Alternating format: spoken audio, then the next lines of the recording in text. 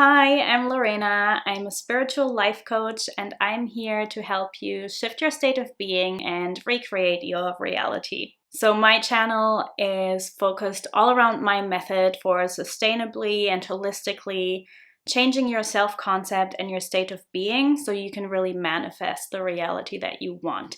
And we're doing that through a really emotionally integrated approach. Today is a completely unprepared video. I have no script, I have no nothing, I have no notes. I just felt inspired to sit down and talk about this topic, which is all about how your desires serve others. I did a post on Instagram a while ago and it really gained traction, surprisingly. I think it's my most viral post I've ever had, and it really resonated with a lot of people. And in that post, what I said was basically that your desires serve others and that your desires aren't just here for you, but that they are also here for others. Because the reason this came to me was because I think very often we feel guilt or shame for the desires that we have, and we may think we don't deserve them, or that if we get this desire, we take away from somebody else. And this easily happens if we live in a lack mindset, if we live in like a scarcity, lack consciousness, where we think there's limited resources available, because on this physical plane, in some way, that is the truth. But it holds us back because then we think, we might even develop guilt. We might even think, if I get this thing that I want, if I, create this abundance, this financial abundance for myself, if I make this money, I take away from somebody else. If I manifest this person to be in a relationship with me, then I am hurting the other person that wants to be with them, or whatever it may be. It's very easy to put yourself down for whatever desire you have. So I felt it was very important to talk about the other side of that coin, which is maybe your desires aren't just here for you. Maybe you are meant to experience them. Maybe there is a bigger purpose. A topic that often comes up in relation to that is the question of, does my desire come from God? Does my desire come from the depths of my soul? In other words, is it a true desire? Or does it come from my ego? Does it come from selfishness? And I always like to say it's both. It's always both, because at the end of the day, every desire is an ego desire, because as pure consciousness without a physical body, you wouldn't need anything. You wouldn't have desire. So in that sense, every desire is an ego desire. But at the same time, that doesn't make it bad. We tend to put the ego down. We tend to say we want to transcend the ego, or we make the ego wrong, or we say a soul-led true desire is better than an ego desire. But at the end of the day, to an extent, your ego will be satisfied through your desire. However, that doesn't mean that your desire isn't also divine, because I personally don't believe that your desires just come from nowhere. I believe that if you have a desire, you're meant to experience it, because we don't all have the same desires. There are many things that people come to me with, that clients come to me with, where they say, I want this fancy car, or I want to be a famous actress, or whatever it may be. That's not what I want at all. We don't all have the same desires, right? We don't all want to live by the sea. We don't all want to be with a specific person. Our desires are different, and there's an abundance of them. We often get so stuck in our own mindset that we think our perspective is the only perspective and our way is the only way. And what we want, everybody has to want that, because why wouldn't they? I feel it so strongly, but that's not true. It's not true. So that's one side of it. Your desires both come from God. They're both divine, but they also satisfy your ego. And there's nothing wrong with that. There's nothing wrong with a desire initially coming from lack or from trauma. I've addressed something similar before in my video about how to deal with lack. It's not a negative thing. So that's one side of the story. The other side is this concept that your desires actually do serve others. And I want to illustrate this with a few examples. And it also kind of helps you realize how much you want what you think you want. Because every desire that I've had, and I see this in my clients too, that does not just affect me, but that is bigger than me, that is bigger than my ego, I could not stay away from. It would come back around and back around and back around. Because the thing with persistence is not so much about mindlessly convincing yourself to believe something that you don't. That's not what persistence is at all. Persistence is just about not giving up, no matter what. So I will take an example from my personal life, which is my business. I can tell you, having your own business, starting your own business, is not easy. It's not easy at all. It came with many, many struggles, lots of uncertainty, and then had to persist through it in a lot of ways. But if you really, really want something so much, if you believe in something so much, if you don't accept any plan B because this is the thing, then any setback that you experience won't matter. It won't, because you will still keep going. You will fail and you will fall and you will make mistakes and you will pick yourself back up and try again or keep going. On the other side, if I had started this business and at the first setback I would have given up because I would have thought this is too hard and I would not have persisted, then it wouldn't have worked out, right?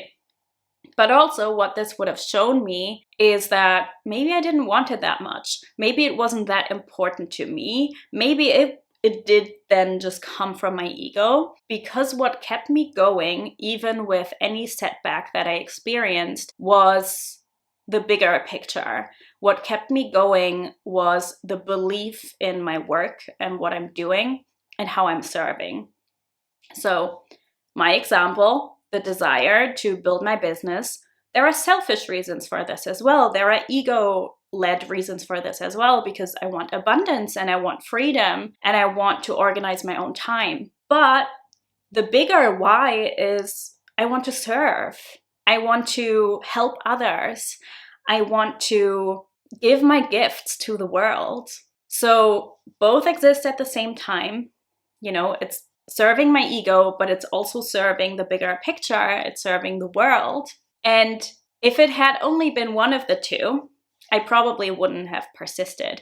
If this desire had been purely ego-led, if I was only doing this for money or to organize my own time, to have a lot of freedom, the journey would have been too hard for me to persist.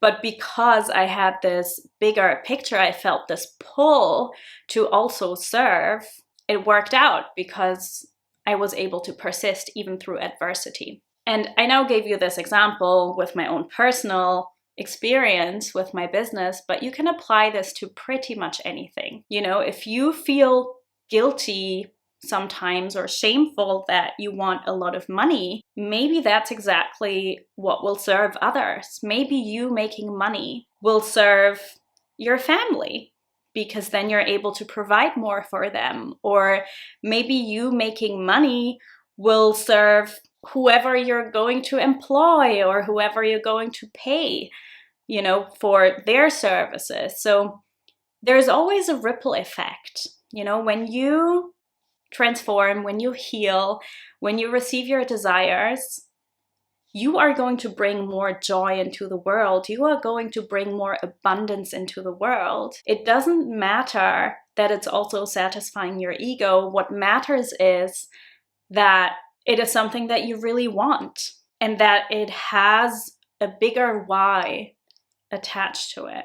Because you can't serve, you can't be your best self, you can't inspire others from a place of lack and victimization. You're not going to help your friends by being a victim. You're not going to help your loved ones by being a victim. And these things apply to other examples as well.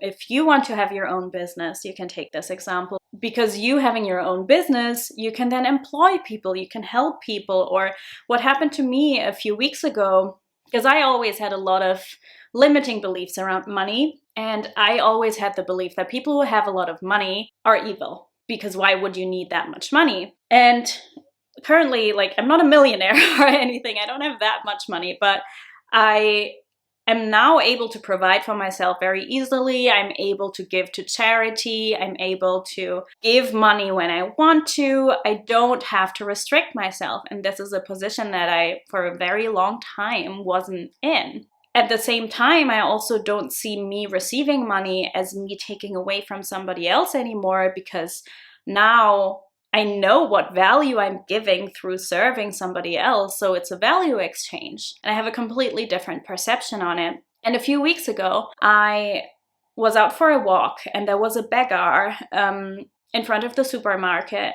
asking me for money. And I didn't have any money on me at the time, but I didn't have any cash on me, but I was saying to them, well, do you want something to eat? You know, I can go inside and I can buy you food. And we went inside together, and they were grateful, but I honestly thought they were gonna buy a sandwich or something, like something small to eat so they wouldn't be hungry. They took me grocery shopping for their entire family, which there was a brief moment when I thought, they're kind of like taking advantage of me now. But then I thought, why? Lorena, why? You can spend this money and you're going to help this person. So I'm kind of going on a tangent here, but basically what I was saying is that me creating abundance for myself, I was actually able to provide for this person, which previously I wouldn't have been able to do. And they didn't have to sit there all day anymore. They could go home and be with their family and eat food. My desire to create abundance for me served this person. And you don't know how your desires, receiving your desires, living from your desires might serve somebody else. You know, be that through going on that trip that you've been dreaming of going off. Who knows who you're going to meet and who you're going to impact through doing that.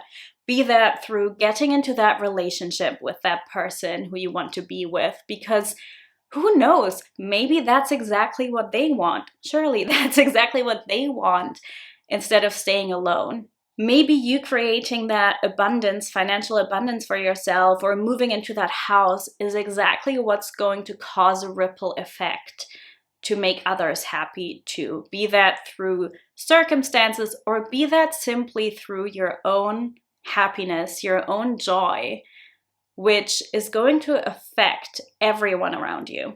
This was a very heart-led video. It all came straight from my heart. As I said, no notes or anything, so let me know what you think. I really felt called to talk about this and to dive into this, and thank you so much for watching. If you haven't already, I would love it if you signed up to my mailing list and also join my private Facebook community. It's both linked below. That's where I share a lot more, and you get a lot more intimate access to me, receive lots of information, freebies, all the things. Follow me on Instagram if you don't already. That's where I hang out the most. And leave me a comment below letting me know what you think.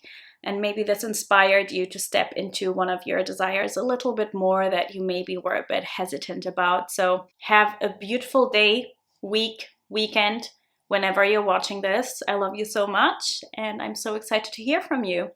Bye!